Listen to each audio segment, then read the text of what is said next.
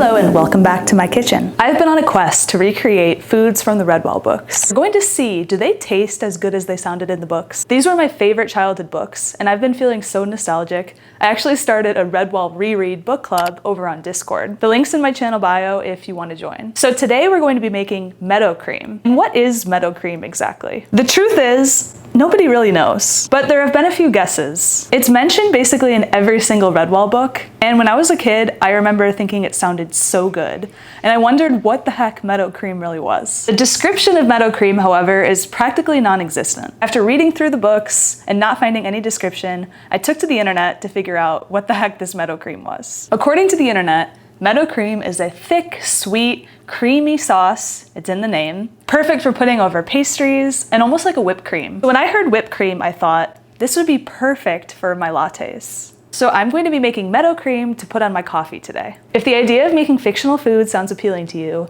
then make your cup of coffee, get cozy with a blanket, and let's get cooking. So I also wanted to share with you my coffee setup. This is my espresso machine. It's the Redwall Barista Pro. I absolutely love it. It is quite on the pricey side. I got it as a wedding gift. There was a Prime Day sale if you do want to get this. I think you can go a step down personally. I'll pop the name of it on the screen. But I have to say, I use this every single day, often twice a day, and I absolutely love it. It has a built-in grinder. Not sponsored, by the way. I just really love this machine. And then you have your portafilter. This is for tamping the grounds, and it fits perfectly in the machine.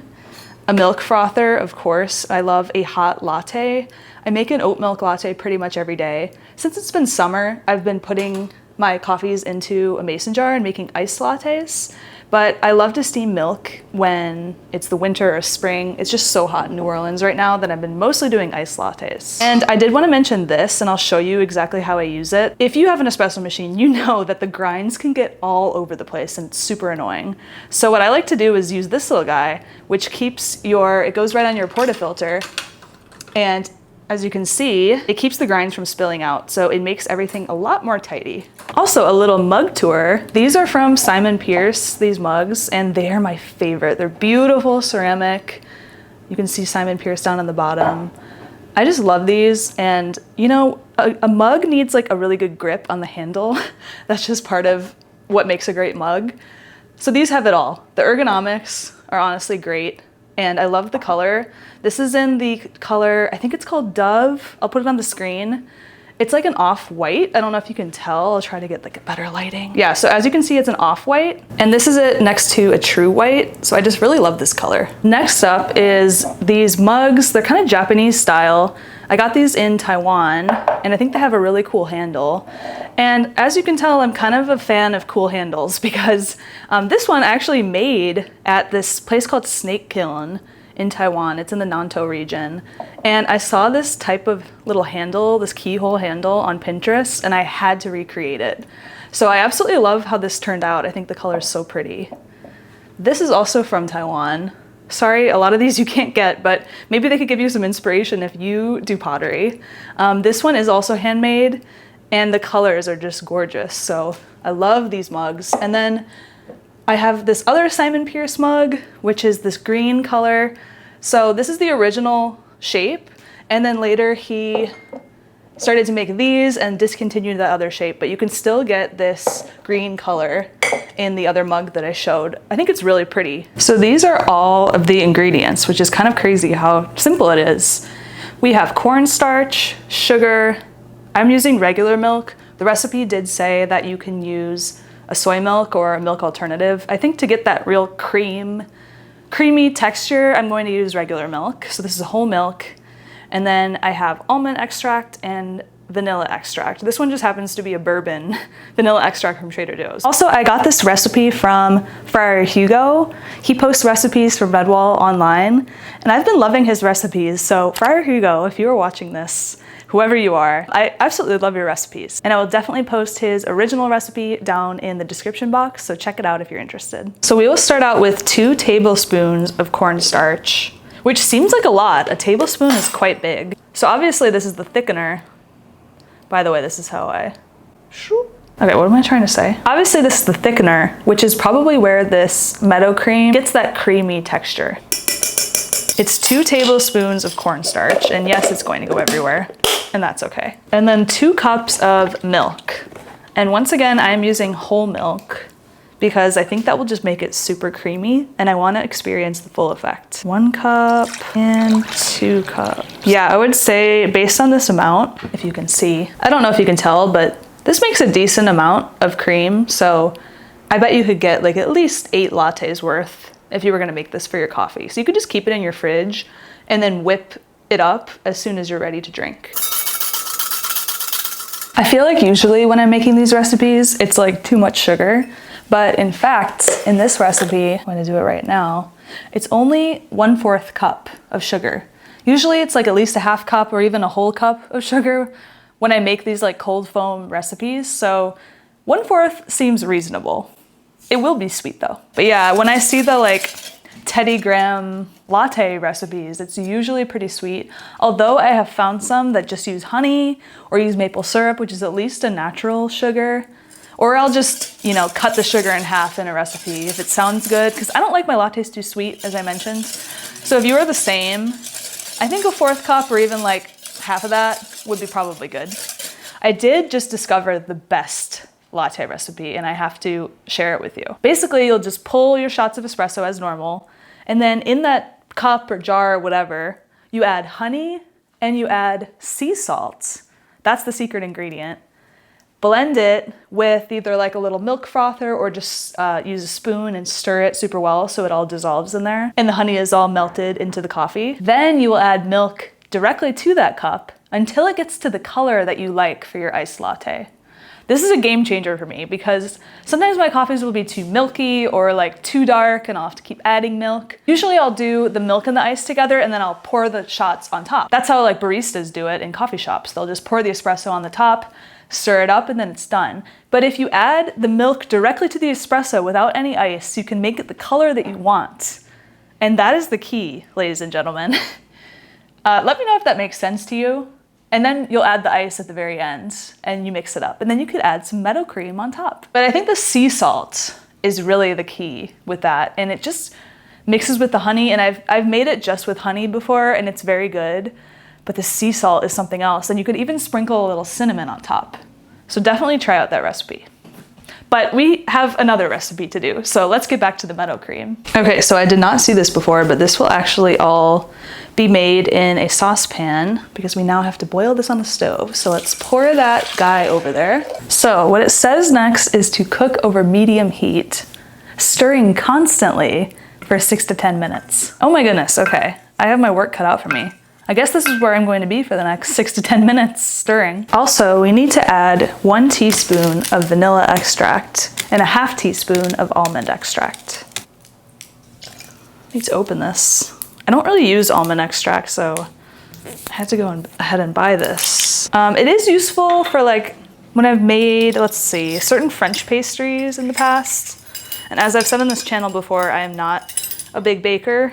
So that's probably why I haven't bought it in so long. Ooh. Yeah, I think I used this for like a meringue recipe before, or maybe it was Madeline's? My best friend is named Madeline.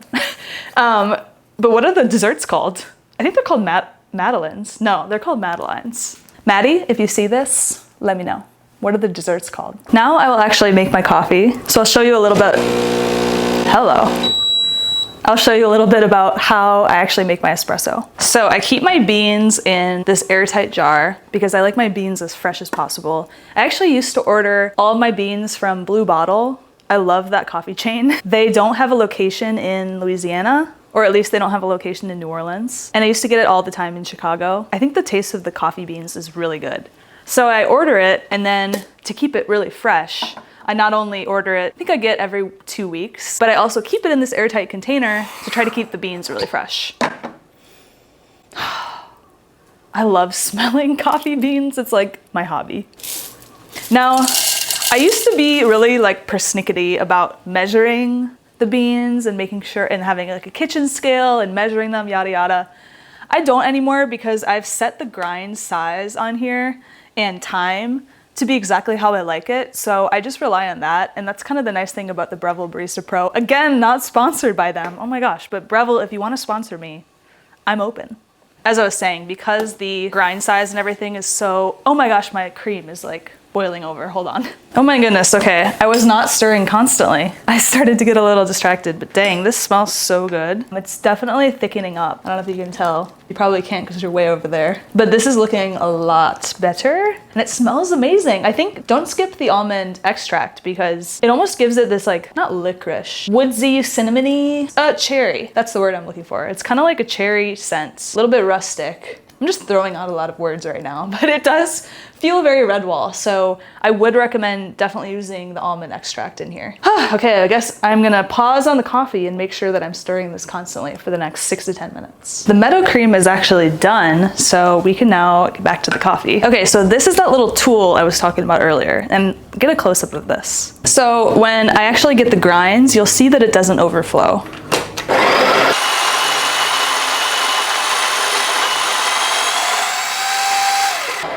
So see, the grinds are not overflowing and getting everywhere.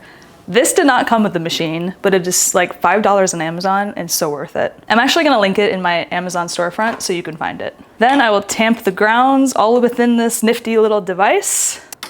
And that's all ready to go. Look at that. Looks perfect.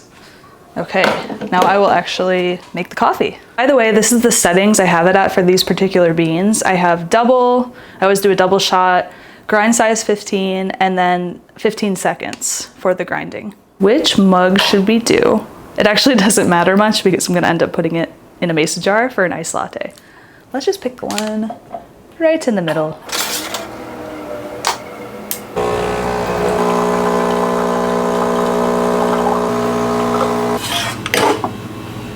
Perfect. You know your coffee is good if it has like a little foam on top. You can kind of see what I'm talking about. That means you've got, I think it's called the crema, correct me if I'm wrong. And then you have like the espresso underneath, the darker espresso. It's always good. This machine, I really love this machine. I used to have a Nespresso where you just buy the little Nespresso pods, you know? I love that for a really long time, but this coffee, like when I go on vacation and I have other types of coffee, I just miss this. This is as good as Starbucks to me, or this is as good as like an independent coffee shop. Now that I've made it like to my own personal specifications, I love making coffee at home and you save so much money too. So while this is an investment to buy an espresso machine, you can get one for like a couple $100, or even if you want to do the Nespresso pods, it is really good and you will save a lot of money in the long term. Dun, da, da, da. The Meadowcream. It did make a little bit less than I thought. I thought I might fill up this jar. By the time you whip this up, it probably would be a little bit more voluminous. I'm going to pop this in the fridge to chill. It's still a little bit warm from when I took it out of the pot, and then I'm going to try it on my coffee. This really did shrink down from the original milk. I think when it thickened, it somehow shrank. Okay, I'm gonna first pour this coffee into the mason jar. Then I'm going to add Oatly oat milk, again up to the point that I like the color. That seems good. Now I add ice. And now the moment we've all been waiting for, we'll add the Meadowcream. I need a spoon. It basically transformed it into a almond cold foam latte. That's how I would describe this. Can you hear that? Zhao, try this. Okay, we have a taste tester here. Oh. Do you love it? Oh yeah. If any of you watch Mark Wayne's, is that how you say his name? Mark Wayne's? I think so. My hero. He is Zhao's hero, and whenever he tries food, he does this face. Oh. So good. Do you know what that is called? Latte? Yes, but it has Meadowcream in it. Meadow? Meadow. I don't know. Uranium? It has Meadowcream, which is from Redwall, the books I'm reading. What? No way. You can have that if you wait, want. I like it. Do you have almond in there? Yeah, see, he picked up on the almond, guys. It's very almondy. Wow. You can have it if you want. Thank you. So Zhao has absconded with my latte, which is totally fine. And he did pick up on the almond. I almost want to do this with just the vanilla, and then it might taste like vanilla cold foam, but I'm not getting any Meadowcream. So I might need to experiment with this recipe a bit and play around. In your mind, when you picture a Meadowcream, what do you think of? I don't think of an overpowering almond scent, to be honest, when I think of Meadowcream. I think of something really light and fluffy and a more neutral flavor that you almost can't quite place. That's how I would describe Meadowcream, in my imagination at least. Okay, I just did a raw taste of this, just the cream by itself, just to see how it is. And it tastes so good. It is super creamy. It's so thick, which maybe I cooked it a little too long. And it tastes like overpowering almond extract, unfortunately. Well, or maybe fortunately. I love almond extract. Like I mentioned before, it kind of tastes like cherry forward, a little bit cinnamony. You can definitely tell that there's some kind of like spices in this. But it does really mostly taste like almond extract. So if you were going to make this recipe, I would recommend using maybe half of the recommended almond extract in that original recipe. Because while I do like almond extract, it just overpowers all of it.